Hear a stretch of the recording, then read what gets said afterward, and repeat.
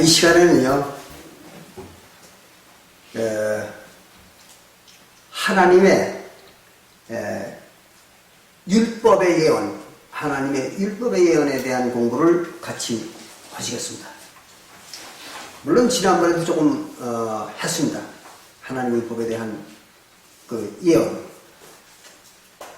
그런데 이제 그때 또 세세하게 못했던 것들을 이 시간에 조금 보충을 해보겠습니다. 창세기 12장 1절부터 보고, 출애굽기 12장 1절부터 보게 되면은 이것이 이제 모세의 율법의 시작입니다.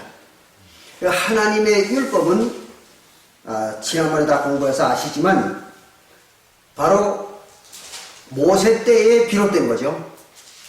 그래서 아브라함 때도 할례의 계명을 주셨지만 성경에서 율법이라고 그러는 거, 그거는 모세 때에 비롯된 것입니다.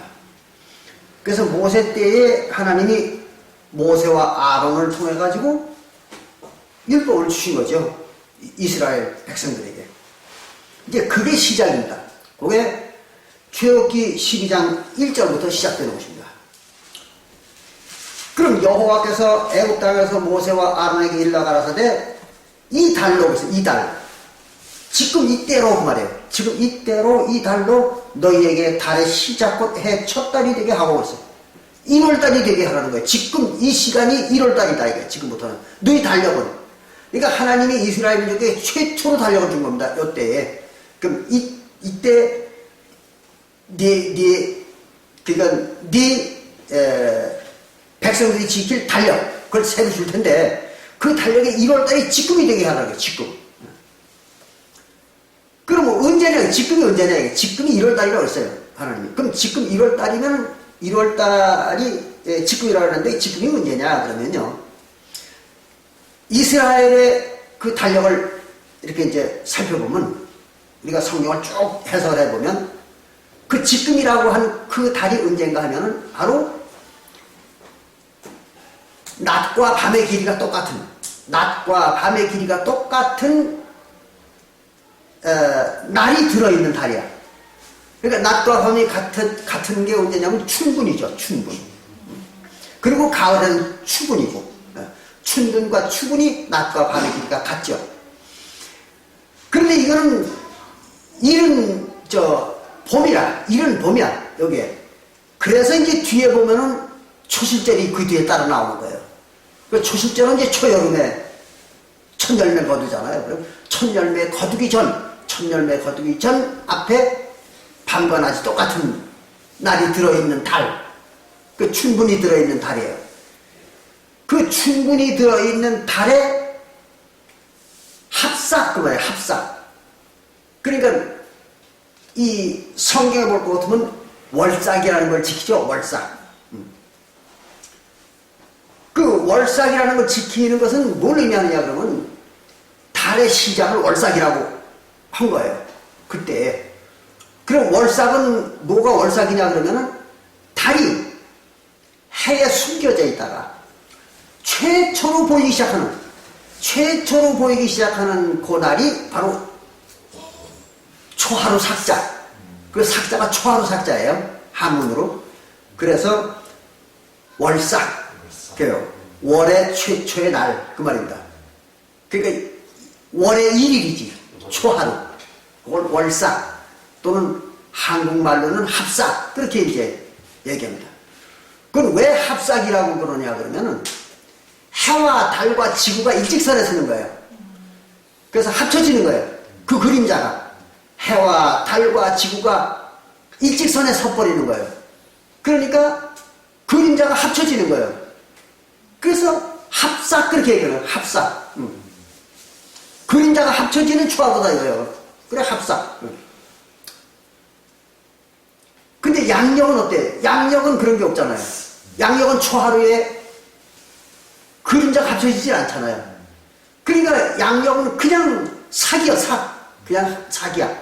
근데 음력은 반드시 합삭이라 해야 돼. 그 그림자가 합쳐지는 날이어야 되기 때문에 그걸 합삭 그렇게 합니다. 이제 이렇게 되니까 충분히 들어있는 달에, 이제 그 달의 초하루요. 그런데 이걸 우리가 생각해야 됩니다. 충분히 들어있다고 해서 무조건 합삭이라고 들어있는 달에 그러니까 그 달 그림자가 최초로 나타나는 그날 합삭을 무조건 갖다가 그렇게 하면은 어떤 일이 벌어지는가는 1년 365일에 날짜 계산이 안 맞습니다. 그래서 어떻게 해야 되느냐? 합삭은 합삭인데 충분히 들어있는 달이면서 춘분과 가까운 합삭을 얘기하는 거예요. 그걸 얘기하는 거예요. 근데 요 출애굽 때는 이 합삭이 그 충분히 들어있는 달에 거기에 들어있던 거예요. 그렇기 때문에 하나님께서 그 출애굽하던 그 해에 정월 초하루를 갖다가 충분히 들어있는 달의 합삭으로 정했던 거예요. 하나님이. 이게 그 전에 그 안상우님이 살아계실 때는요, 이 달력을 만들어 줬어요. 이 출애굽 당시의 달력이라는 게 있습니다. 이제 안상우님이 만들어 주신 거예요. 그걸 이제 가지고 있는데, 이제 제가 그걸 한번 전부 복사를 해가지고 다 넣어드릴게요. 근데 이게, 그러면서 그 달이 합삭은 합삭인데, 이게 더 재미난 게 뭐냐 그러면요, 어느 날 합삭이냐, 이게 어느 날 합삭이냐. 그럼 여기에 보면 최초의 달이잖아요. 최초. 하나님이 처음으로 만들어진 달력이잖아요. 그리고는 거기다가 합삭이라고 했어요. 그럼 합삭인데 그 합삭이 그냥 합삭이 아니라 그 합삭을 뭐라 하냐면 첫째 날 이렇게 붙인 거예요. 첫째 날. 그러니까 요때 출애굽기 12장 1절과 2절에 나오는 요 달의 시작인 그 1일 합삭날이 첫째 날이에요. 그래가지고 그게 뭐예요? 일요일입니다. 그게 일요일. 그래서 일요일이 만들어진 거예요. 그 첫째 날이 일요일이요. 그래서 이스라엘 달력에는 첫째, 둘째, 셋째, 넷째, 일곱째 날까지 하고 또 첫째, 둘째 이렇게 된 거예요. 그러니까 하나님의 달력의 최초의 첫째 날은 일요일이었던 거예요. 일요일 날. 그래서 그 다음부터는 계속 일요일서부터 일곱째, 또 일요일서 일곱째 이렇게 돼가지고 수천 년을 지나온 겁니다. 그러니까 하나님이 최초로 달력을 만들어주던 그 1월 1일은 일요일이었던 거예요. 참 신기하죠. 그렇게 해서 일요일이 만들어진 겁니다. 첫째 날이. 그 얘기인가 지금. 그렇게 해서 첫날이 되게 하고 너희는 이스라엘 회중에게 고하여 이르라 이달 열흘에 그래서 10일째 되는 날 그 1월 10일이죠. 하나님의 달력 1월 10일이죠. 1월 10일에 너희 매인이 모든 사람들이 너희 어린 양을 취할지니 각 족속대로 식구를 위하여 어린 양을 취하되 그 어린 양에 대하여 식구가 너무 적으면 그 집의 이웃과 함께 인수를 따라서 하나를 취하며 그리고 각 사람의 식량을 따라서 너희 어린 양을 계수할 것이며 이게 4절까지 얘기합니다. 그러니까 양을 잡아라 이게 어떻게 양을 잡는가 하면 6월절 밤에 먹을 수 있는 만큼 잡으라는 거예요. 너무 많이 잡지 말고. 근데 어떤 집은 식구가 작은데 양을 한 마리 잡으면 남잖아요 고기가. 그러니까 이웃집과 합쳐가지고 거기 먹을 수 있는 만큼 잡으라는 거예요. 그래서 그 어린 양을 잡으라는 거예요. 근데 여기에서 이제 우리 이걸 알아야 돼요. 어린 양을 잡으라고 했어요. 어린 양. 근데 이름이 어린 양인데 그냥 어린 양이 아닙니다. 이거는 뭐냐면 수컷을 잡아야 돼요. 수컷. 암컷을 잡으면 안 됩니다. 그래서 여기 이제 5절에 볼 것 같으면요. 12장, 출애굽기 12장 5절에 볼 것 같으면 너희 어린 양은 흠없고 1년 된 수컷으로 하되 그래요. 수컷. 예. 그래서 수컷으로 하는데 양이나 염소 중에서 취하여서 잡아라. 그래서 양이나 염소 중에서. 왜 양이나 염소를 잡으라고 그래요? 앞에는 그랬잖아요. 양을 잡으라고 했잖아요, 분명히. 그래놓고 뒤에 가서 양이나 염소 중에 잡아라. 또 이렇게 얘기했다고요? 그럼 도대체 양을 잡으라는 얘기냐? 염소를 잡으라는 얘기냐? 분간이 안 가잖아요. 이거는 양을 잡으라는 얘기예요. 그런데 왜 그럼, 염소를. 아니, 염소가 아니라 양을 잡으라는 얘기인데 왜 그럼 염소라는 걸 왜 뒤에 또 붙였느냐? 그러면은 이스라엘 백성들 중에는 염소를 주로 양을 주로 기르지만 양이 없고 염소만 있는 경우가 있을 거 아니에요. 어떤 경우에? 양은 기르되 1년 된 어린 양이 없을 경우가 있잖아요. 양을 기르되 어떤 집에는. 그럼 그 집은 어떻게 할 거예요? 그래서 염소나 양 중에 잡으라 그런 거예요. 그 양이 없는 집에는 염소도 된다 이거지. 그래서 불가피하게 양이 없으면 염소라도 잡아라 그런 얘기입니다. 수컷으로다가. 근데 여기 보니까 수컷으로 잡았어요. 수컷. 그 왜 그런가 하면 하나님께서는 암컷하고는 같이 일을 안 해. 그러니까 하나님의 백성들도 창세기 17장 7절부터 14절에 볼 것 같으면 할례를 남자만 받으라고 했잖아요. 똑같은 겁니다. 예물도 수컷을 바치라고 그런 거예요. 그래서 이제 양도 순놈, 염소도 순놈, 송아지도 순놈.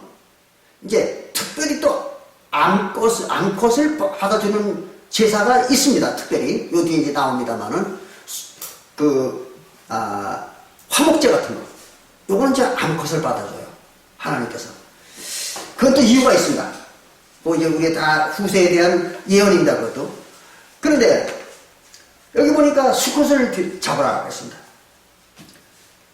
그러면 여기에 기왕 수컷에 대한 예언이 나와 있으니까 하나님에게 바치는 예물에 대한 걸 조금 알아보고 넘어가겠습니다. 레위기 1장 2절과 3절에 보면 레위기 1장 2절과 3절에 보면 레위기 1장 2절에 보면 소나 양으로 예물을 삼되 그걸 뭘 삼으라는 무엇을 하라는 수컷으로 그렇습니다. 수컷으로 예물을 삼아라. 그런데 레위기 1장 2절과 3절을 볼 것 같으면은 소나 양으로다가 제물을 삼는데 꼭 수컷으로 바쳐라. 그 나왔습니다. 그러니까 원래 원칙은 하나님의 제물은 수컷으로 바치는 겁니다. 그 원칙이에요. 그래가지고 레위기 1장 10절에도 양이나 염소나 다 수컷으로 바쳐라. 그래서 전부 수컷이십니다. 그리고 레위기 1장 14절에 볼 것 같으면 새를 예물로 바칠 때에는 비둘기로 바쳐야 됩니다. 딴 거는 안 돼요. 비둘기 외에는 예물을 받지는 않습니다. 하나님은. 그러니까 새는 비둘기로 바쳐라. 레위기 1장 14절에 나와 있습니다. 그런데 다만 레위기 3장 1절에 볼 것 같으면 화목제만은 신기해요. 화목제만은 수컷이나 암컷으로 해라. 그 수컷도 좋고 암컷도 좋다. 이거예요. 화목제만. 그럼 왜 화목제는 그럼 수컷도 좋고 암컷도 좋냐? 그러면은 꼭 화목제는 수컷만 해당하는 건 아니다. 그런 얘기입니다. 그럼 화목제는 뭐가 화목제입니까? 우리가 지난번에 출애굽기 24장 4절부터 8절에 보니까 언약식이잖아요. 언약식. 화목제는 언약식을 위해서 하는 거예요. 그리고 하나님과 백성들이 관계가 소원해졌을 때 그때 그 관계를 회복하는 게 화목제잖아요. 화목하게 하는 거. 그래서 하나님과 하나님의 백성들이 화목하기 위한 제사 또는 언약을 맺는 제사, 이게 화목제거든요. 그러니까 하나님의 백성 속에는 수컷도 있고 암컷도 있잖아요. 그래서 남자도 있고 여자도 있잖아요. 그러니까 굳이 그 하나님과의 관계를 세우는 제사에 있어서는 꼭 수컷을 고집할 필요는 없다, 이게 하나님이. 그랬기 때문에 신약시대에 와가지고는 여자들도 구원을 받는 겁니다. 그래서 이제 이때부터 벌써 하나님은 다 그걸 계획해 놓은 거기 때문에 화목제만은 수컷이나 암컷이나 마음대로 드려라. 이렇게 된 겁니다. 그걸 잘 이해하셔야 돼요. 그런데 이제,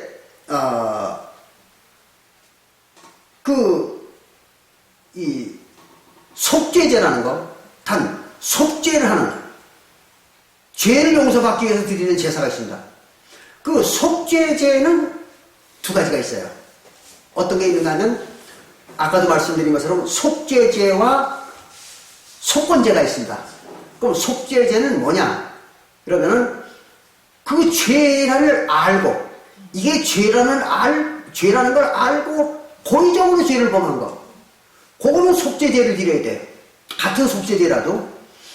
근데 모르고 부지중에 지은 죄를 범했을 때에는 그건 속건제입니다. 속건제라는 걸 드려야 됩니다. 그 두 가지가 다 속죄제예요. 속죄제도 속죄제고 속건제도 속죄제입니다. 그렇기 때문에 레위기 7장 7절에는 뭐라 하냐면 레위기 7장 7절에는 속죄제와 속건제는 일례라고 해서 일례라는 거예요. 같은 거라는 거예요. 같은 거. 그래서 속죄제와 속건제는 같은 것이다. 일례다. 근데 다만 그걸 드릴 때에 조금 다르다는 거죠. 뭐가 다른가 하면 제물이 조금 다른 거예요. 제물이. 그래서 그 속죄제라는 건 반드시 수송아지를 드려야 된다. 수송아지를 바쳐야 돼요. 그거 이제 속죄제입니다. 그런데 속죄제가 아니고 속건제일 경우에는 꼭 수염소를 바치지 않아도 된다. 그런 얘기입니다. 그럴 때는 이제 양을 바쳐도 되는 거예요. 속건제는 수송아지가 아니라 양을 바쳐도 되는 겁니다. 수양을 바쳐도 되는 겁니다. 같은 속죄제인데도. 그걸 잘 구분하셔야 돼요. 속죄제는 무조건 수송아지라 해야 돼요. 양을 못 바쳐요. 그거는 속죄제는 반드시 수송아지를 바쳐야 돼요. 근데 속건제만은 속죄제가 아니고 속건제만은 양을 바쳐도 좋다. 수양을. 왜 그런가 하면 엄정한 의미에서 속건제는 속죄제가 아니거든요. 그러니까 속죄제는 속죄제인데 속죄제에 포함되지 않는다. 속건제는. 그럼 어떤 때 그런 걸 하느냐 그러면은 뭐 간음을 했다든지 도적질을 했다든지 무슨 살인했다든지 이러면 이거는 속죄제를 해야 돼요. 그런데 그게 아니고 정말 실수로 사람을 죽였다. 또는 하나님의 법을 잘못 알아가지고 자기가 잘못 알아가지고 그걸 범했다 이거예요. 법을 잘못 지켰다. 이제 이거는 고의가 아니잖아요. 이제 그럴 때는 속건제를 하는 거예요. 그 속건제. 그래서 하나님의 금령 중에서 하나님이 금하는 일 중에서 뭐를 실수로 잘못했다. 그 레위기 15장 17절과 18절에 나왔습니다. 레위기 15장 17절과 18절에 보면 금령 중에서 금령이라는 거예요. 명령을 하나님의 명령을 금한 명령을 범했다 이거죠. 그래서 금령 중에서 어떤 거를 범했을 때 그때는 속건제를 드리는데 제물을 수송아지를 하지 않고 수양을 드려도 좋다. 왜 그런가 하면 수송아지는 값이 비싸잖아요. 값이. 그러니까 값이 싼 수양을 드려도 용서해 주겠다. 그런 얘기예요. 그런데 죄가 약한 거다 이거죠. 그래서 수송아지를 받는 이유는 싼 거를 받아주는 거예요. 하나님이. 송아지 비싼 걸 안 받고 싼 거를 받아주는 겁니다. 근데 도적질한 것도 그래. 도적질한 것도 도적질을 해가지고 도적질한 물건을 다 사용해서 없애버렸다든지 숨겼을 때 그때는 속죄제를 드려야 됩니다. 수송아지를 바쳐야 돼요. 그런데 도적질을 한 것을 갖다가 후회하고 자기가 후회해서 도적질한 물건을 돌려줬다. 그 본인에게 돌려줬다 이거죠. 그럴 경우에는 속죄제가 아니라 속건제를 드려도 좋다. 이렇게 규정이 되어 있습니다. 모세율법에. 그럴 때는 수송아지가 아니고 수양을 바쳐도 된다. 이렇게 된 겁니다. 그게 속건제예요. 그 지난번에 우리가 이제 공부하다 그걸 공부를 했습니다만 이사야서 53장 10절에 보면 이사야서 53장 10절에 보면 예수님이 십자가에서 질고를 당하시고 예수님이 십자가에서 질고를 당하시고 고통을 당하고 그의 영혼을 예수님의 영혼이죠. 예수님의 영혼을 속건제물로 하나님 앞에 드리기에 이르면 비로소 그의 씨를 보게 된다 그랬잖아요. 지난번에 배웠죠 우리가. 그러니까 예수가 십자가에서 죽은 건 뭐예요? 저 바침 제사는 뭐예요? 속죄제가 아니라 속건제잖아요. 속건제. 그게 이제 이사야서 53장 10절에 보면 예수님이 속건제를 드렸다고 나오는 거예요. 그런데 히브리서 12장 9절에 보고 보면 히브리서 9장 12절이죠. 히브리서 9장 12절에 보고 보면은 예수님이 속죄를 했다 그러잖아요. 십자가에서 속죄를 했다고 나오죠, 거기는. 그리고 속죄를 했다 그러니까 얼뜬으로 속죄제를 한 것 같잖아요. 그래서 히브리서 9장 12절에 보면 예수님이 십자가에서 속죄를 하셨다. 영원한 속죄를 이루시고 그랬잖아요. 근데 사실은 알고 보니까 이사야서 53장 10절을 보니까 속건제를 했던 거예요. 예수님 속건제. 왜? 예수는 고의적으로 죄를 범한 게 아니잖아요. 예수가. 그래서 속건제를 드렸던 것입니다.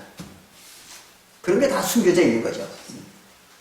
이렇게 해서 제물이 수컷을 드릴 때와 암컷을 드릴 때가 다른 거죠. 그걸 잘 이해하셔야 됩니다. 그래서 다시 이제 출애굽기 12장으로 넘어갑니다. 출애굽기 12장 6절에 보면은 이달 14일까지 그러니까 1월 14일까지 양을 잡을 양을 간직해뒀다가 그래가지고 언제 잡느냐? 해질 때 1월 14일 해질 때에 이스라엘 회중이 그 양을 잡아가지고 피를 문설주에 바른다. 좌우 문설주에. 그 설주라는 게 뭐예요? 양쪽 기둥이잖아요. 양쪽 기둥, 문 양쪽 기둥을 설주라고 합니다.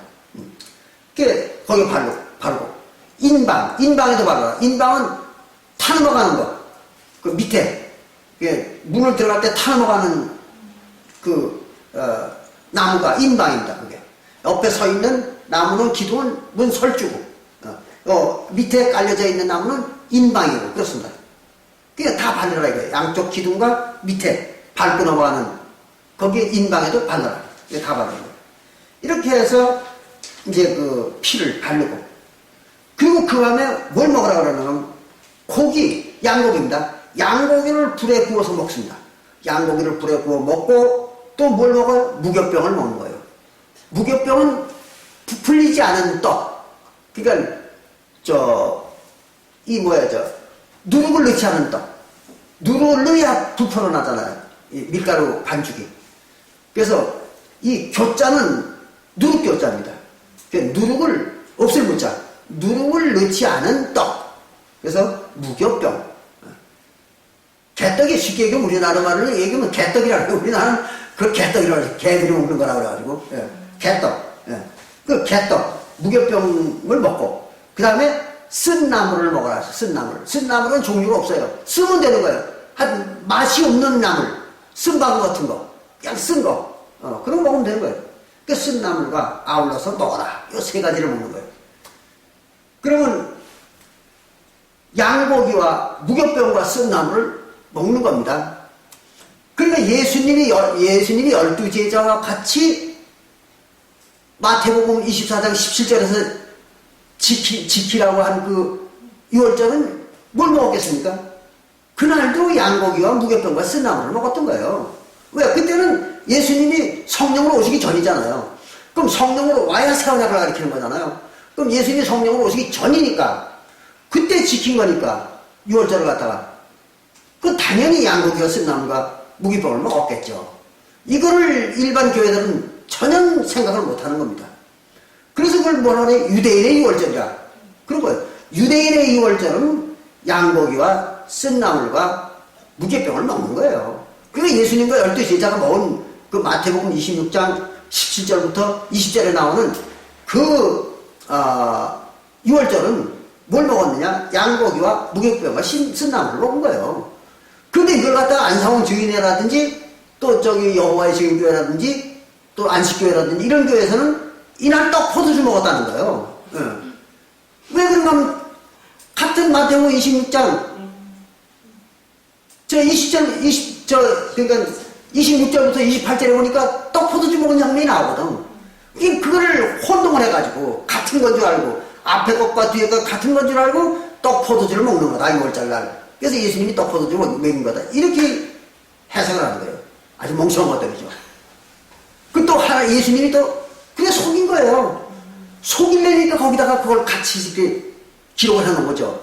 그러고는 앞에 그 앞에 6월절 날 양고기와 12제자와 같이 양고기와 무교병과 쓴나물을 먹고 그리고 또 떡을 가져 축사하고 먹이면서 이거는 내 살이라 하고 포도주를 이거는 내 피라 해서 언약의 피를 뿌렸느니라 이렇게 기록을 했으면 기독교인들이 지난 2000년 동안 까만도 그걸 몰랐을 리가 없잖아요.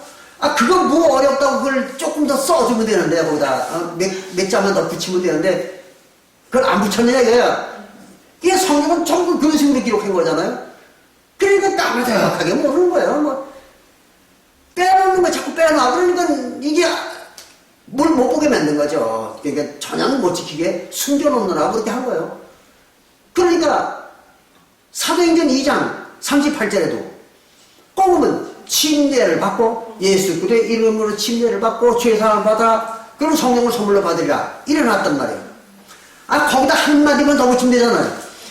예수 그리스도의 이름으로 침례 받고 화목제로 죄사함을 받고 받으면 성령을 선물로 받으리라. 이랬으면 얼마나 간단한 거예요. 그럼 다 아실 거예요 기독교인들이. 근데 그걸 죄사함을 받는다는 말 앞에 화목제를 빼버린 거예요 하나님이. 그걸 빼놓고는 또 나중에 가서 또 하나님이 또 할 말이 있어야 되니까 그러니까 저 요한일서 2장 2절과 요한일서 4장 10절과 로마서 3장 25절에는 화목제로다가 죄사함을 준다 또 이렇게 써놨잖아요.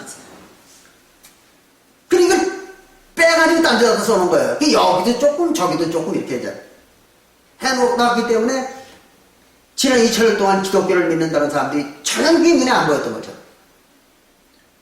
그래서 사실은 지능이 모자랐던 거잖아요. 얼마나 지능이 없었던 거예요. 그러니까 하나님이 보통 인간들의 지능을 가지고요 그걸 모를 수가 없습니다. 인간들의 지능은 그 이상의 지능이에요. 그렇기 때문에 다 할 수 있어요. 그러니까 오늘날에 뭐 굉장한 과학을 발전시켰지 않습니까? 그런 지능을 가지고 있는 인간의 그 지적 능력인데 그거 조금 이렇게 따로 띄어놨다고 해서 그 모를 리가 없잖아요. 다 찾으면 찾아지는 거죠 인간이. 근데 그걸 못 찾게 만드는 거예요. 그래서 다른 분야에서의 그 학문적이고 과학적인 이런 또 유기적인 그 원리를 찾아내고 하는 이런 모든 그 두뇌의 기능은 그냥 놔둬놓고 하나님이 오직 성경을 보는 사람들의 두뇌만 들어도 모르고 봐도 모르고 깨달을 수 없는 지능을 다 빼버린 거예요. 그들의 머리에다 뭘 씌웠다고 했습니까? 잠자는 신을 부었다 그랬잖아요. 이사야서 28장에 잠자는 신을 부었다. 근데 이상하게도 성경만 보면 이놈의 영혼이 잠을 자버리는 거예요. 그거 참 신기하잖아요. 이래가지고 하나는 몰랐던 거죠. 그 여기도 똑같은 겁니다. 그렇게 해가지고 이제 6월절 날 무엇을 먹었는지를 까맣게 몰랐던 거예요. 그래 구약 시대에는 6월절 어떻게 지키고 신약 시대에 어떻게 지키는지 그걸 몰랐던 겁니다. 그래서 이제 신약 시대에 6월절을 지킨다. 그래가지고 떡과 포도주를 먹는 게 바로 오늘날 여호와의 증인교회, 안상홍 증인회 또는 몇몇 교회가 있습니다. 그 외에도 그렇게 해가지고 떡만 가지고 이제 떡과 포도주만 가지고 6월절을 지키는 겁니다. 그렇게 지켜야 된다고. 그게 또 새 언약의 법이라고 이렇게 이제 예수님이 가르쳤으니까 새 언약의 법이다 이거죠. 그 어처구니 없는 거예요. 그리고 또 매년 먹는 거예요. 매년. 우리가 시브리서 잘 아시잖아요. 시브리서 10장 12절에 보면, 히브리서 10장 12절에 보면, 히브리서 10장 12절에 보면 어떻게 이렇게 써 있잖아요. 화면에. 오직 그리스도는 죄를 위하여. 그럼 죄를 없애버리기 위하여. 그럼 죄는 뭘로 없앤 거예요? 마태복음 26장 28절에 보니까 그 포도주로 죄를 없애버린 거잖아요. 포도주를 줘가지고. 그게 이제 6월절 포도주라고 뻑뻑 우기는 거죠. 일반 기독교에서는. 그런데 그 포도주, 그 마태복음 26장 28절에서 먹은 그 포도주, 그거를 위하여 한 영원한 제사를 드리고, 한 영원한, 딱 한 번의 영원한 제사입니다. 한 번의 영원한 제사를 드리고, 하나님 우편에 앉으사. 하나님 우편에 앉았다는 얘기는 무슨 말인가 하면, 어저께도 잠깐 설명을 드렸죠. 하나님 중에서 제일 높은 자리에 올라갔다 이거예요. 그건 무슨 말이냐면, 하나님은 하나님이로되 제일 높은 자리에 올라갔다. 예수님께서. 그 말은 예수님이 하나님의 본체의 자리를 되찾았다 이거죠. 그럼 이때까지는 하나님의 자리가 몇 사람의 자리였어요? 모세도 하나님이요. 그 다음에 다윗도 하나님이요. 엘리야도 하나님이요. 그리고 예수도 하나님이요. 많잖아요, 하나님이. 그럼 그들이 다 하나님의 자리에 올라가면은 누가 어디 앉을 거예요? 그러니까 제일 오른쪽에 앉는 자가 하나님이죠. 그래서 예수가 오른쪽에 갔다. 그 말은 하나님으로서 확정이 됐다 이거죠. 이때에 이제 이 이상은 더 필요 없다 이거예요. 이 이상은 더 하나님 나타날 필요가 없는 거예요. 그러니까 이제 하나님이 한 자리를 차지했다 이거죠. 하나님 우편에 앉았다. 그 말은 제일 높은 자리에 가서 이제 좌정했다. 그런 얘기입니다. 그게 예수다 이거죠. 그런 겁니다. 이렇게 해서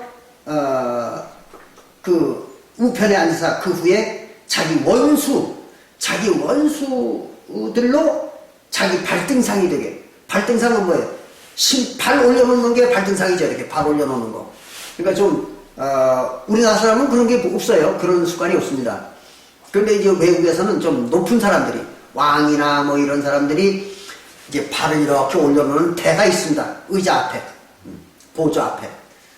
그래서 발을 올려놓는 그 대, 그걸 갖다가 발등상 이렇게 얘기합니다. 그래, 발등상이 되게 하실 때까지 기다리시나니. 그럼 발등상이 되게 한다는 얘기는 자기 짓밟는다 이거예요. 짓밟을 때까지 뭐를? 원수를. 그 원수를 짓밟아 없애버리는 거예요. 죽이는 거죠. 짓밟는다, 죽이는 거예요. 없애버리는 겁니다. 그거가 될 때까지 이제 하나님이 기다린다. 그럼 이제 그 원수가 완전히 없어질 때까지, 죽어서 없어질 때까지 기다리는 거예요, 예수는. 그럼 원수는 뭐냐? 뭔데 없애버리냐 그러면 고린도전서 15장 26절에 나오죠. 고린도전서 15장 26절에 원수는 사망이라고 하죠. 원수가 사망인 거예요. 그러니까 죽는 거, 그 죽는 거를 없애버리는 거예요. 그게 원수예요. 하나님과 하나님과 상대의 원수가 뭐예요? 사망입니다. 그래서 사망을 없애버리는 겁니다. 그럼 사망을 없애면 뭐가 남는 거예요? 영생이 남는 거죠. 그렇잖아요. 그래서 그 원수인 사망이 다 없어질 때까지. 그럼 사망이 다, 하나님의 백성들 속에서 사망이 다 없어진 게 언제예요? 서기 70년이죠. 그죠? 서기 70년에 사망이 없어진 거예요. 그리고 뭐만 남은 거예요? 영생만 남은 거죠. 그겁니다. 그래서 그때까지 이제 기다리는 거예요, 예수님은. 예. 그 요것은 히브리서는 언제 쓴 거예요? 서기 70년 이전에 쓴 거잖아요. 이게 편지로다가 사도 바울이. 그래서 이제 기다리신다 이렇게 얘기한 거예요. 그때까지. 서기 70년까지 기다린다. 예수님. 그럼 서기 70년이 끝나면 예수가 기다릴 필요가 없잖아요. 그럼 기다릴 필요가 없는 거예요. 다 끝났는데 뭘 기다려요? 네. 바로 그겁니다. 이렇게 해서 기다리시더니 저가 예수가 한 제물로 딱 하나예요. 제물이 하나입니다. 뭐예요? 자기 몸이죠. 예수님의 몸. 그 예수님의 몸 하나로다가 거룩하게 된 자들을 갖다 영원히 온전케 하셨다. 영원히 온전케 했다. 그래, 영원히 온전케 했으니까 다시는 온전케 할 필요가 없잖아요. 어? 그 완전케 만들어버린 거예요. 하나님 백성들에서. 그 죄도 완전히 없애버리고 하늘 생명도 완전하게 만들었고 그걸 끝낸 거예요. 예수가. 뭘로? 한 제물. 예수의 살과 피로. 그러니까 필요가 없잖아요. 살과 피를 또 먹을 필요가 없잖아요. 끝났다는데 뭘. 그래가지고 그걸 뭐라고 해요? 제사라고 그러잖아요. 제사. 그래서 그 옆에 시브리서 10장 18절에 보면 시브리서 10장 18절에 보면 이것을 사서 쓰죠. 이 죄를 끝내버렸으니까 다시 죄를 위하여 제사 드릴 것이 없느니라. 다시 제사할 필요 없다는 거예요. 근데 오늘날 무슨 여호와의 증인교회 안상훈 증인의 무슨 이런 교회들 보면 매년 그놈의 제사를 반복하는 거예요. 6월절 제사 지내야 된다고. 그래야 복을 받고 재앙이 물러가고 또 영생 받는다고 황당한 소리를 떠들면서 그걸 매년 하라고 그러는 거예요. 안 하면 큰일 난다고. 이건 평생에 딱 한 번밖에 할 필요가 없는 거예요. 그래서 한 번으로 모든 걸 끝냈다고. 이거 딱 써 있잖아요. 이렇게 해가지고 이제 하나님이 6월절을 시작으로 해서 6월절을 시작으로 해가지고 이제 하나님이 이제 하나님의 백성들을 갖다가 율법으로 다스리기 시작한 거예요. 그런데 이제 출애굽기 12장 다시 넘어갑니다. 출애굽기 12장 15절부터 볼 것 같으면은 여기는 이런 말이 나옵니다. 이제 6월, 그 앞에는 6월절 지키는 얘기예요. 6월절 다 지켰어요. 그리고는 출애굽기 12장 15절에 볼 것 같으니까 너희는 7일 동안 무교병을 먹을지니 그 첫날에 누룩을 너희 집에서 취하라. 무릇 첫날부터 7일까지 무교병을 먹는 자는 이스라엘에서 끊쳐지리라 그랬어요. 유교병을 먹는 자들은 그냥 무교병 아니고 유교병을 먹는 자들은 이스라엘에서 끊쳐지리라 그랬습니다. 근데 여기에 재미난 표현이 있습니다. 7일까지로 7일까지. 그럼 이 번역이 잘못된 거예요. 7일까지가 아닙니다. 7일 동안 그렇게 얘기해요. 7일 동안. 7일까지가 아니에요. 왜 그런가 하면 1월 14일 날 6월절을 지키잖아요. 1월 14일 날 6월절을 지키니까 14일 이후에 15일부터 7일간이잖아요. 그 여기다가 7일간 또는 7일 동안 이렇게 얘기를 해야 돼요. 근데 7일까지 미랬단 말이에요. 이거 말이 안 되는 거죠. 여기 번역이 잘못된 겁니다. 그러니까 7일 동안 유교병을 먹는 자는 이스라엘에서 끊쳐지리라. 15일부터 21일까지. 그래가지고 그 뒤에 뭐라 하냐면 너희는 첫날에도 성회가, 일곱째도 성회가 되리니 이 두 날에 아무 일도 하지 말고 각인이 식물만 너희가 갖출 것이니라. 이랬어요. 그래 놓고는 18절에 건너뜁니다. 18절에 보면 정월에 그달 14일의 저녁부터 14일 저녁부터 21일 저녁까지 너희는 무교병을 먹을 것이요 7일 동안은 7일 동안은 누룩을 너희 집에 있지 않게 하라 그랬습니다. 7일 동안은 누룩을 집에서 다 치우라는 거예요. 근데 이상한 게 14일부터 21일까지는 7일이 아닙니다. 8일이지. 한번 계산해봐요. 14일부터 21일까지는 계산해보면 8일입니다. 근데 여기 7일이라고 한 거예요. 이걸 왜 그랬을까요? 지난번에 우리가 한번 공부를 했습니다. 하나님의 달력에서는 저녁은 날수에 계산 안 한다고. 그러니까 6월절 날은 날수에 계산 안 하는 거예요. 비록 14일 저녁에 지키긴 지키지만 그 6월절 날짜는 계산 안 합니다. 날수 계산할 때는. 그 똑같은 것이 바로 이제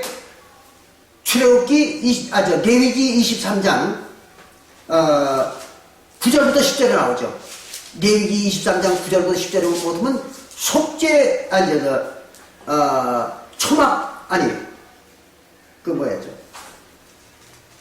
속죄제죠. 속죄일을 지키는 그 날수에서 이틀을 지키게 만들어 놓고는 하루라고 얘기를 하죠. 거기서. 9일 저녁부터 10일 저녁까지 지켜라고 그랬어요. 그럼 이틀이잖아요. 9일과 10일이 들어가니까. 근데 속죄일은 하루입니다. 7월 10일. 그래서 이 출애굽기 23장 레위기입니다. 자꾸 실수하네. 레위기 23장, 제가 잘못, 절수를 불러드렸어요. 출애굽기 23장 26절에 보면은 7월 10일은 속죄일이라고 했어요. 7월 10일이 속죄일이에요. 그런데 같은 레위기 23장 32절부터 볼 것 같으면은 32절과 33절을 볼 것 같으면은 그날 저녁부터 9일 저녁부터 10일 저녁까지 지켜라 이렇게 나와 있습니다.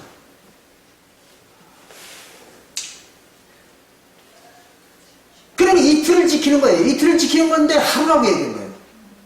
왜 그러는가? 저녁은 계산 안 하는 거예요. 날수 계산에. 이것이 왜 중요한가 하면 이 이스라엘 달력에서 저녁은 날수 계산에 들어가지 않는다는 게 비밀입니다. 그걸 몰랐기 때문에 전 세계의 기독교인들이 지난 2000년 동안 그걸 몰랐던 거예요. 몰랐기 때문에 날수 계산을 못했던 거예요. 그러니까 절기를 제대로 못 지킨 거예요. 날수 계산을 못하니까. 그래서 이제 지금 보니까 이 출애굽기 12장 16절부터 18절에 보니까 8일을 7일이라고 기록을 해놨잖아요. 또 레위기 23장 32절부터 33절에 보니까 거기도 이틀인데 하루라고 났잖아요. 그 왜 그러느냐? 저녁은 날짜를 계산 안 하는 거예요. 이게 하나님의 달력의 특징입니다. 이 특징은 어떠한 역법에도 들어갈 수가 없어요. 이 역법이라는 거는 해와 달의 주기를 가지고 따지는 거잖아요. 역법이라는 건.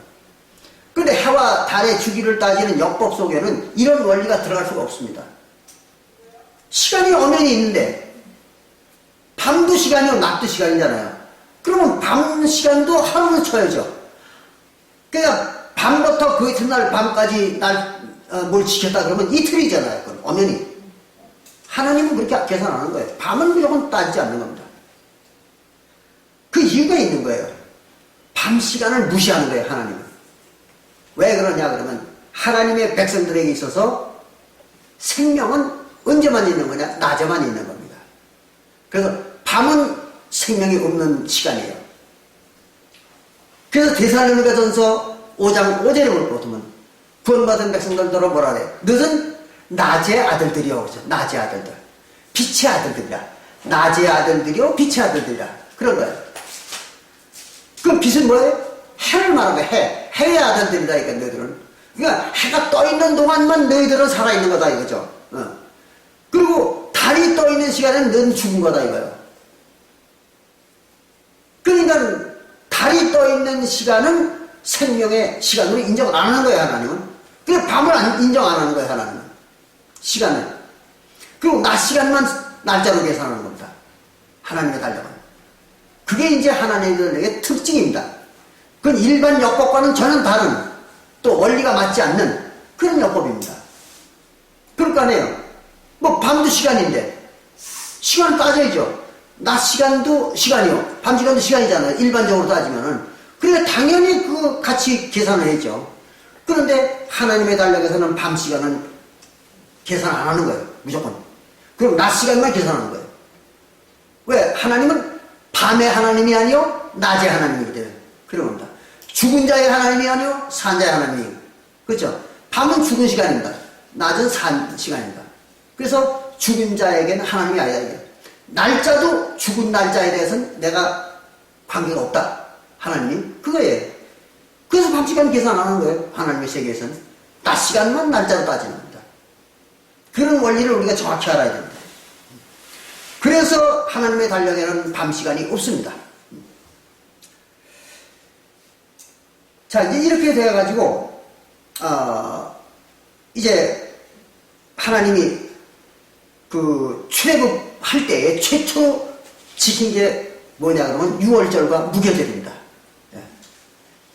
그래서 유월절과 무교절에는 어떻게 제물을 먹는 거예요. 백성들이 먹는 겁니다.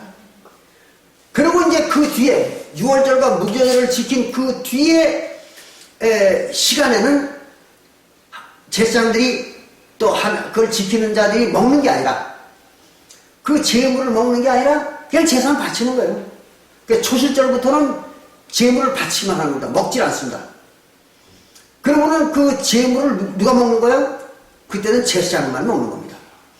초실절과 칠칠절 그리고 가을절기 나팔절과 속죄일과 초막절과 대회에 제물은 백성들은 먹으면 안 돼요. 그거는 꼭 제사장만 먹어야 됩니다. 그러거나 아니면 태워버려야 돼요. 그거는. 그게 이제 하나님의 법칙입니다.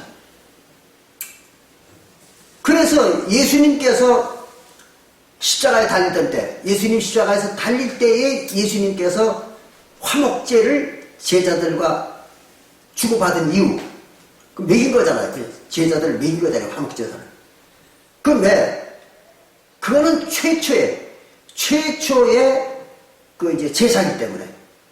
그래서 이제 최초의 제사이기 때문에 제물을 먹는 제삿날, 그게 비밀입니다. 제사를 먹는 제삿날, 그걸 세운 거예요. 예수님께서. 무교병과 양고기와 쓴나물을 먹는, 제물을 먹는 그날, 그걸 세운 겁니다. 그 예수님이 왜 3년 동안 와 있다가 하필 그 6월절 날 세원약을 세웠냐고요. 그렇잖아요. 딴 날 해도 되잖아요. 그럼 왜 그날 세웠느냐 하면은, 이 모세 때에도 하나님이 언약의 법, 모세율법이죠. 그걸 언제 시작한 거예요? 6월절 날부터 시작한 거죠. 왜? 지금 보니까 출애굽기 12장 1절부터 나온 게 6월절이잖아요. 그 6월절부터 시작한 거예요. 그 왜 6월절부터 왜 시작했느냐 그러면 하나님의 그 율법은 6월절부터 시작입니다. 그래서 6월절이 최초의 절기죠. 그 최초의 절기가 바로 이제 하나님의 법을 시작한 날입니다. 그래서 그때 이제 하나님의 달력을 준 겁니다. 그 출애굽기 1장, 12장 1절부터 2절을 보면 최초로 달력을 줬다는 얘기 나오죠. 이 달력, 해의 첫 해를 삼고. 그럼 달력을 줬다는 얘기는 뭐예요? 바로 하나님의 역세가, 하나님의 달력이 시작됐다 그 말은 하나님의 나라의 시작이다, 그때가. 그래서 하나님의 나라의 시작이 바로 이때. 그렇기 때문에 달력을 이때 준 겁니다. 그게 이제 정월초하루가 시작된 거예요. 최초의 정월초하루입니다. 그게 이제 출애굽기 12장 1절부터 나오는 그겁니다. 이렇게 해서 이제 하나님의 달력을 백성들에게 준 겁니다. 그리고 또 하나님의 나라가 그때부터 시작된 거예요.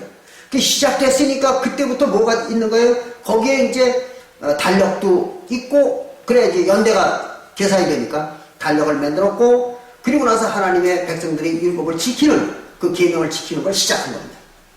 그러니까 신약 시대에도 어때요? 신약 시대에도 새 언약의 백성들의 나라가 언제 시작된 거예요? 6월절날 시작된 거죠. 그렇잖아요. 그래서 예수님께서 6월절날 십자가에 달리기 직전 6월절날 새 언약을 세워놓은 겁니다. 그걸 세워놓고 시행은 언제부터 시행한 거예요? 성령으로 오셔가지고, 그죠? 성령으로 오셔가지고 그 시행을 합니다. 그래서 만들기는 바로 이제 하나님의 나라가 시작되는, 이제 예수님 십자가 달리는, 예수님이 속죄제를 드리는 그 6월절 다음날 속죄제를 드렸잖아요. 그런데 시작은 언제예요? 6월절이죠. 왜 6월절부터 시작이냐? 예수님이 십자가에 달려가지고 속건제를 드린 거는 그 다음날이에요. 근데 시작은 그 전날부터예요. 왜 그러냐? 그러면은 6월절 양은 아까 우리가 출애굽기 12장 1절부터 5절에 보니까 6월절 양은 언제 준비하는 거예요? 그 전에 미리 준비하는 거죠. 잡는 날 준비하는 게 아닙니다. 10일날 준비하는 거예요. 여기 보니까 10일날 준비했다가 14일날 잡는 거잖아요. 그러니까 6월절 양은 그 전에 준비하는 거예요. 그럼 예수님 때에는 6월절 양을 언제 준비한 거예요? 6월절날 준비한 거죠. 1월 14일날. 그래서 6월절날 어린 양 예수를 준비하고, 그래서 그날 제자들하고 언약을 세우고 잡혀갔잖아요. 예수가. 잡혀간 게 뭐예요? 6월절 양으로 잡혀간 거잖아요. 그러니까 잡으려고, 예수님을 죽이려고, 그 이날 죽이려고 6월절 날 잡은 거예요. 미리 잡은 거라고. 그 준비한 거죠. 6월절 양을 잡은 거죠. 그래서 예수님을 잡아갖고 그래가지고 그 이튿날 이제 죽인 거죠. 그런데 구약 때는 어떻게 시작했어요? 10일 날 양을 잡아다가 붙들어 매 놨다가 14일 날 잡은 거죠. 그렇잖아요. 그 예언이 그대로 이루어진 겁니다. 그래서 예수님이 바로 6월절 날 그날 잡히신 거예요. 자기.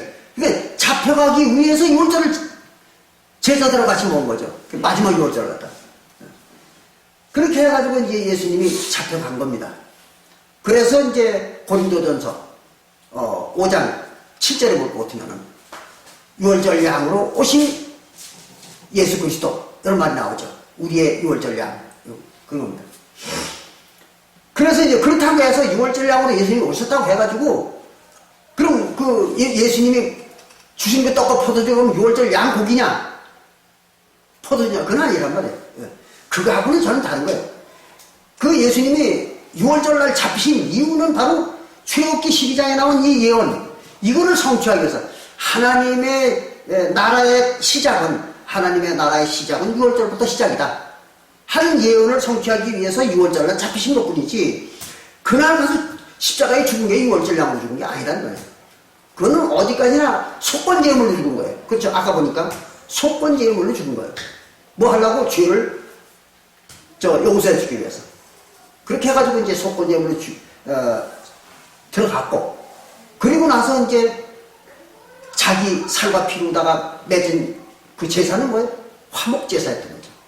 왜? 언약제사니까.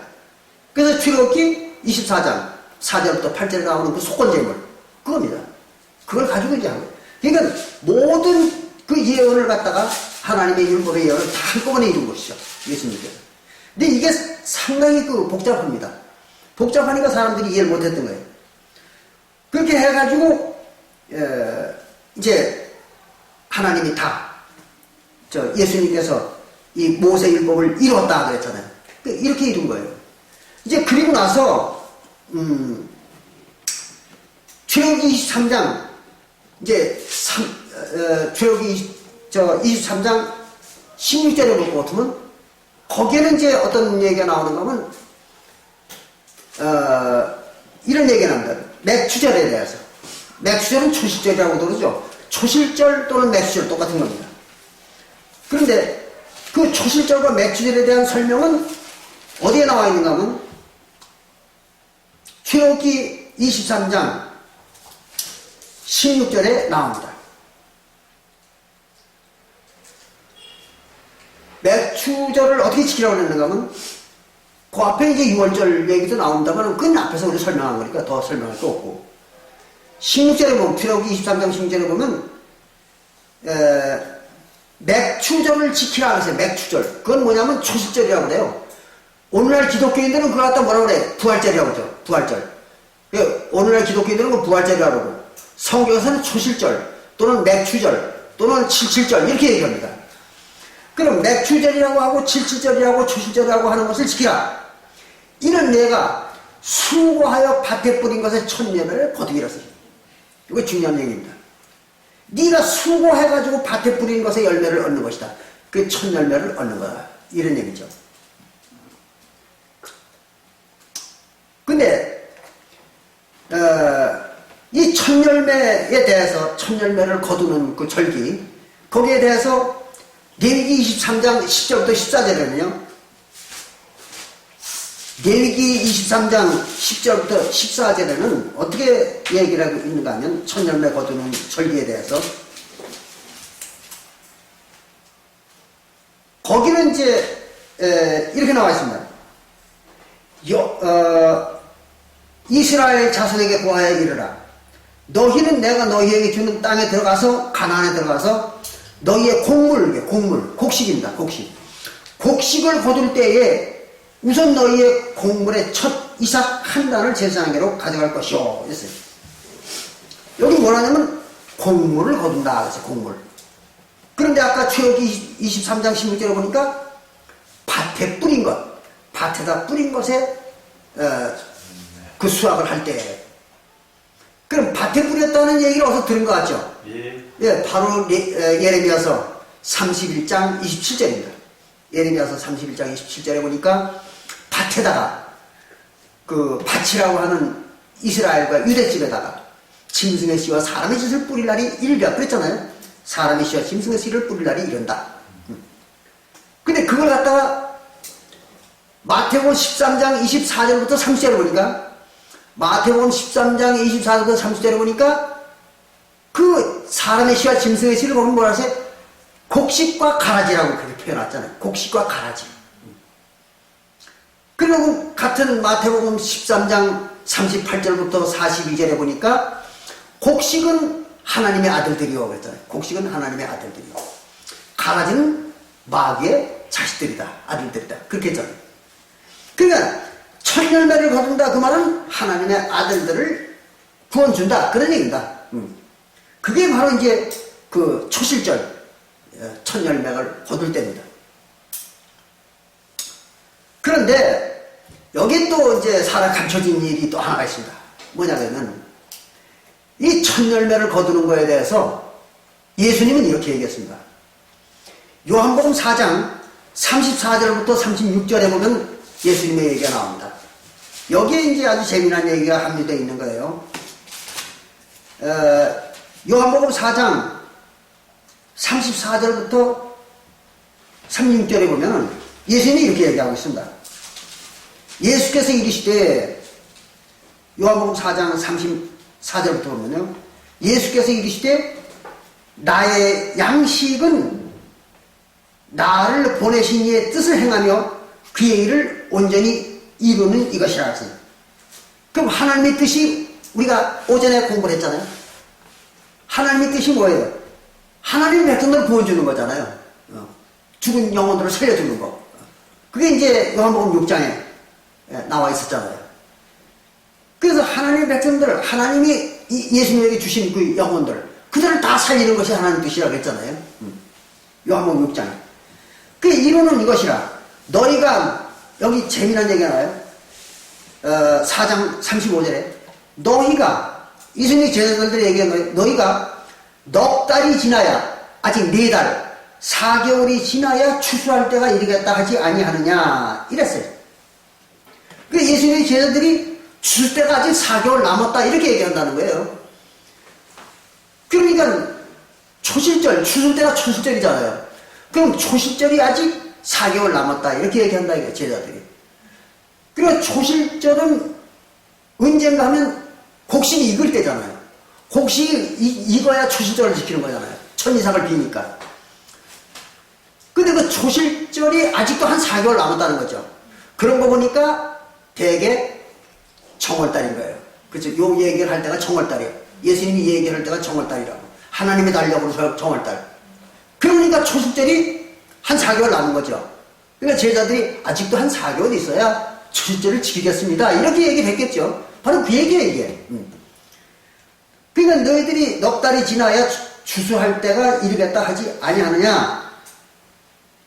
그러나 내가 너희에게 이르노니, 너희들은 그렇게 얘기해서 4개월이 남았다고 얘기하지만 추수 때가, 내가 너희에게 말하기는 눈을 들어 밭을 보라. 그랬어요. 눈을 들어 밭을 보라. 그럼 정월달에 눈을 들어서 밭을 보면 뭐만 보여요? 싹만 보이지 뭐. 파란 싹만 보일 거 아니에요. 곡식이 없잖아요, 정월달에는. 근데도 예수님은 밭을 보라 그런 거예요. 눈을 들어서 밭을 보라. 씌워져서 밭이 허옇게 됐다 이거예요. 허옇게 되어가지고 추수하게 되었더라. 그래서 그러니까 예수님의 얘기는 딴 얘기를 하고 있는 거죠, 지금. 실제 밭에는 지금 4개월이 남았으니까 실제 밭에는 펄은 이상만 있는 거예요, 지금. 근데 예수님은 밭을 보니까 허옇다고 그러잖아, 허옇다고. 씌워졌다고 그러면 허옇게 됐다는 거예요. 그럼 보리가 익으면 어떻게 돼요? 보리가 이제 싹이 나기 전에는 퍼렇잖아요, 그죠? 보리같이. 그랬다가 싹이 나면 요게 노랗게 되죠. 그랬다가 그게 다 익으면 어떻게 돼? 허옇게 되잖아요. 예. 그거예요. 그 보리 농사를 지어본 사람만 아는 거예요. 처음에는 퍼렇게 됐다가 노랗게 됐다가 하얗게 되는 겁니다. 그럼 하얗게 돼야 그때 이제 추수하는 거예요. 그러니까 예수님이 보리밭을 보니 허옇게 됐다 이거죠. 너희들 눈에는 퍼렇게 보이지만 내 눈에는 허옇게 보인다 이거죠. 그러니까 추수 때가 됐다 이거 지금. 그 얘기예요. 그럼 예수님의 제자들은 실제 보리를 얘기한 거고, 예수님의 얘기는 성도들의 구원에 대한 얘기를 하고 있는 거죠, 지금. 그 얘기예요. 그래서 시대 되었도다. 그러니 거두는 자가 이미 삭도 받고 영생에 이르는 열매를 모으나니, 이것을 추수꾼들이 이미 그 삭을 다 받았어. 일할 대가를 다 받은 거야, 이미. 그 대가를 받았다는 게 무슨 말이에요? 택함을 받았다 이거죠. 택함을 받았기 때문에 넌 대가 다 받았다 이거죠. 그 택함을 받고, 그리고 이제 영생에 이르는 열매를 맺으려고 한다 이거예요. 그걸 모으려고 한다. 그러니까 성도들의 구원을 주려고 한다 이 말이죠. 그러니 이는 뿌리는 자와 거두는 자가 함께 즐거워하려 함이냐라고 했어요. 뿌리는 자와 거두는 자가 함께 즐거워하려고 그런다. 그럼 뿌리는 자도, 씨를 뿌리는 자도 열매를 위해서 뿌린 거잖아요. 거두는 자도 열매를 위해서 거두는 거잖아요. 그럼 씨는 언제 뿌린 겁니까? 예레미야 31장 29절에 보니까 그 이전에 뿌린 거잖아요.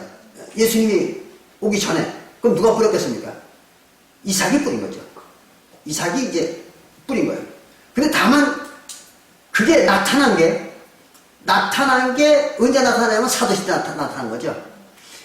이삭이 그 씨를 뿌렸을 때에는 어느 놈이 곡식이고 어느 놈이 가라지라는 게 눈에 안 보였던, 구분이 안 됐잖아요. 씨가 안 뿌린 거예요, 그때는. 그런데 예레미야 31장 27절에서 그 씨만 뿌렸던 그것이 사람의 씨와 짐승의 씨로 나타날 때, 깔곡과 가라지로 나타날 때가 사도시대다. 그런 얘기예요. 그러니까 사실은 예레미야서 31장 27절의 얘기는 씨를 뿌릴 날이 이르리라 그렇게 얘기할 게 아니라, 사람의 씨와 짐승의 씨를 뿌릴 날이 이르리라 그 말이 아니라 사람의 씨와 짐승의 씨가 나타나리라 이렇게 기록이 됐어야죠. 그렇잖아요. 그래야 맞는 거예요. 그러니까 그 본래는 이제 이삭이 다 씨를 뿌린 겁니다. 이스라엘 나라에다가 뿌렸는데 그게 이제 나타난 거. 그거는 이제 사도시대 나타난 거죠. 그래서 그 마태복음 13장 24절부터 30절에 볼 것 같으면 가라지를 우리가 뽑아버릴까요? 하니까 아니라 다 익을 때까지 같이 자라게 놔둬라 그랬던 거예요. 왜? 착각을 해가지고 가라지를 뽑다가 알곡도 뽑을까 염려된다고 했잖아요. 그러니까 그 알곡과 가라지가 눈으로 확 구분이 될 때까지는 그냥 자기 놔두라는 거죠. 그게 언제까지요? 바로 이삭 때부터 사도시대까지죠. 그때까지는 가라지와 알곡이 구분이 안 되는 거예요. 그래서 그냥 놔뒀던 거예요, 그대로. 이스라엘 나라에. 그랬다가 사도시대에 와가지고 이제 이게 나타나기 시작한 거죠. 가라지와 알곡이. 예수님이 나타남으로. 그렇게 해서 그때 이제 추수한다. 이렇게 된 겁니다. 이 얘기가 바로 그 얘기입니다. 그래서 이제 영생에 이른 열매를 모으나니 이는 뿌리는 자와 거두는 자가 함께 즐거워하리라. 그러니까 뿌리는 자는 이삭이요, 거두는 자는 예수와 그 제자들이잖아요. 근데 사실은 알고 보면 같은 사람이잖아요. 뭐 이삭이 예수잖아요. 그러니까 자기가 뿌려놓고 자기가 거두면서, 그러면서 이제 이렇게 기록을 해놔야 후세 사람들이 까마득하게 속아버리는 거죠. 뭐 뿌리는 놈이 따로 있고 뿌린 사람이 따로 있고 거두는 사람이 따로 있는 줄을 착각을 해가지고 까마득하게 몰라가지고 이걸 해석을 못하는 거죠. 그런 겁니다. 그래서 이제 예수가 볼 때에는 이미 추수때가 됐다. 그러니까 이제 곧 추수하자. 그래놓고는 중요한 말이 나오는 게 있습니다. 그게 뭐냐 그러면 추수에 대해서. 마태복음 24장, 이게 이제 오늘 이 시간에 공부하는 가장 중요한 핵심입니다. 마태복음 24장 36절과 37절입니다. 마태복음 24장 36절과 37절입니다. 이게 이제 오늘 공부의 하이라이트입니다. 이렇게 이런 말이 나옵니다. 그러나 그 날과 그때는 아무도 모르나니, 그 날과 그때가 언제? 바로 그 앞에 마태복음 24장 32절부터 34절에 나오는 마태복음 24장 32절부터 34절에 나오는 추수하는 거예요. 뭐가 나무에 싹이 나는 거. 그 추수하는 이 시기는 아무도 모른다는 거죠. 바로 그 얘기입니다. 그래서 그러나 그날과 그때는 아무도 모르나니 하늘의 천사들도 아들도 모르고 오직 아버지만 아시느니라. 아버지만 안다. 그러고 고대에 뭐라 30절에 노아의 때와 같이 인자의 마음도 그러하리라. 그러니까 노아의 때와 방주가 그러니까 노아의 때와 같이 인자의 마음도 그러하리라 해놓고 홍수 이전에는 아무도 몰랐었다. 그런 말을 기록했습니다. 그럼 홍수가 뭐예요? 바로 이제 하나님이 심판하는 시간이죠. 그러니까 그 이전에는 아무도 몰랐다는 거죠. 노아의 때도. 그 노아의 때는 출애굽 때 아니에요. 출애굽 때에 아모리 족속이 심판받는 때 아닙니까? 그 아모리 민족이 언제 심판받을 건지를 아무도 몰랐다는 거죠. 그 이전에는.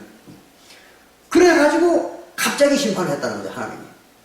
근데 신약시대에 와가지고 예수님께서 유대인들을 심판할 때도 그렇게 한다는 거죠. 그럼 신약시대에 와서 예수님이 심판할 때 아까 보니까 마태복음 24장 17절부터 28절에 보니까 갑자기 심판의 준비를 했잖아요. 예수님께서. 어느 날 6월절 날 딱 나타나가지고 자 6월절 지키자. 그러니까 6월절 지키면서 그 자리에서 새 언약을 만들고 그때부터 심판을 시작한 거잖아요. 그래서 이제 새 언약을 준비해 놓고 자기가 이제 새 언약의 제물로 자기를 바쳐가지고 그래야 성령으로 올 테니까. 그래서 성령으로 와가지고 심판을 끝낸 거잖아요. 그게 몇 년도에 어떻게 시작이 되는지를 아무도 모르잖아요. 그래서 오늘날 서기라는 역사가 언제부터입니까? 영년이 바로 예수님 십자가에 달리던 해잖아요. 그렇잖아요. 그 십자가에 달리던, 아니, 예수님이 태어날 때를 갖다 영년으로 친 거잖아요. 그렇게 해가지고, 결국은, 언제부터 이 일이 시작될 줄 모르니까 그 날짜를 못 정했던 거죠. 그러다가 나중에 일이 다 끝난 다음에서 이제 기독교 학자들이 모여 앉아가지고, 자, 우리가 이제 그 기독교의 예수에 대한 날짜 계산을 하는데 역세를 만들자. 그걸 기준으로 해서. 그래 만드는 게 바로 오늘날 쓰고 있는 그 태양력이잖아요. 그래서 그 시작을 갖다 언제 하냐? 그럼 예수가 태어날 때로 하자. 이래가지고 이제 그때부터 이제 계산한 거죠. 그러나 사실 그것도 정확하지 않습니다. 왜 그러냐면 예수님이 과연 기원, 서기에 0년에 태어났는지 또는 2년에 태어났는지 또는 0년 이전 한 해 전에 태어났는지 그걸 모릅니다. 그렇기 때문에 역사가 예수에 태어난 그 연대가 불분명하기 때문에 이것도 불분명한 거예요. 서기의 날짜도. 그러나 대충 그렇게 이제 만든 겁니다. 왜 어쨌든 그렇게 해가지고 서려고도 이렇게 만들었지만 아무도 몰랐던 거예요. 예수님이 언제 심판할 걸 몰랐던 겁니다. 근데 예수가 갑자기 자기가 32~33살 먹었을 때 이제 심판을 시작한 거잖아요. 이렇게 갑자기 하는 거예요, 심판은. 그게 대개 알죠? 대개 2000년이라는 2000년 정도다. 마치 이스라엘 민족이 출애굽해가지고 430년이라고 하나님은 말했지만 실제는 30년 만에 출애굽을 했잖아요. 그와 같이 연대가 정확하지는 않습니다. 그러나 대개 몇 년이라는 건 나와 있지만 정확히 언제다는 모릅니다. 오늘날도 마찬가지입니다. 유대인들이 2000년 대개 2000년 만에 심판을 받았으니까 에서의 자손들도 2000년 만에 심판을 받을 것이다 하는 것은 대충 아는 거예요, 대충. 그리고 2000년이 지난 후 언제쯤인가는 아무도 몰랐던 거죠. 그런데 어느 날 안상홍이라는 사람이 나타나가지고 바로 1981년도에 나타나가지고 그때부터 물론 나타나기는 1948년에 나타났습니다. 그래서 예수님이 1948년에 이제 계시를 받기 시작해가지고 교회를 시작한 것은 언제냐? 1961년부터입니다. 그래서 안상훈님께서 1961년에 하나님의 교회를 세운 겁니다. 그 세웠으나 그때는 아직도 심판에 대한 얘기를 한 적이 없어요. 안상훈님께서. 그랬다가 심판에 대한 얘기를 정확히 한 것이 언제냐? 1981년입니다. 그 1981년에 와가지고 하나님의 비밀과 생명수의 책이라는 책을 만들었어요. 그래서 그 책에다가 1988년을 얘기한 겁니다. 그래서 1988년이 바로 예루살렘의 회복의 해다. 그래서 그 하나님의 비밀과 생명수의 책 제1장에 제목이 뭐냐면 예루살렘의 회복과 40년의 예언이라고 여기 딱 써 있습니다. 무슨 얘기예요? 예루살렘의 회복이라는 게 뭐예요? 예루살렘은 뭔가 하면은 새 예루살렘을 얘기하는 거죠. 그거는 우리가 히브리서 12장 22절에 보니까 사도교회를 얘기한 거잖아요. 그러니까 사도교회가 회복된다는 거죠. 언제? 1988년에. 그래서 안상우님께서 1988년에 예루살렘이 회복된다 그런 거예요. 그 1988년에 예루살렘이 회복된 겁니다. 새언약교회가. 그럼 새언약교회가 회복이 되는 이유가 뭐예요? 심판하기 위해서 회복되는 거죠. 뭐 구원은 2000년에 다 끝나는데 뭐 하려고, 뭐 구원 주려고 회복합니까? 아니죠. 이거는 마지막 심판을, 에돔 쪽의 심판을 하기 위해서 예루살렘 성이 회복된 겁니다. 그래서 1988년이 이제 바로 새 예루살렘이 회복된 최초의 연도입니다. 그래서 우리 교회가 만들어진 거죠. 그 이제 성령으로 오셔가지고 우리 교회를 만든 겁니다.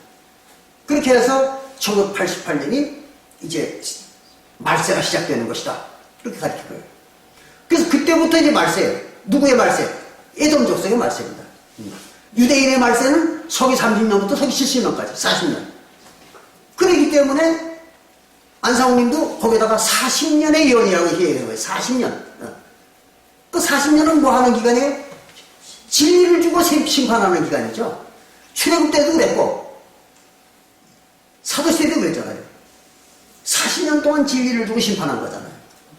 출애굽 때도 40년, 또 사도시대도 40년. 그리고 요번에도 이제 또 40년. 그래서 40년의 예언이라고 합니다. 그 40년이 언제 끝나는 거예요? 1988년부터 2028년이죠. 그렇게 된 겁니다. 이렇게 해가지고 그 심판의 시작은 언제부턴가를 아무도 모르게 했던 겁니다. 이게 가장 중요한 얘기예요. 왜 1988년이냐 이렇게 얘기하는 사람들이 많이 있습니다. 바로 이것 때문에 그런 거예요. 이걸 아무도 모르게 하기 위해서 하나님이 갑자기 하는 겁니다. 대개 언제쯤이라는 건 알지만 정확한 날짜는 안 알려준다. 비밀로 한다. 여기 나와요.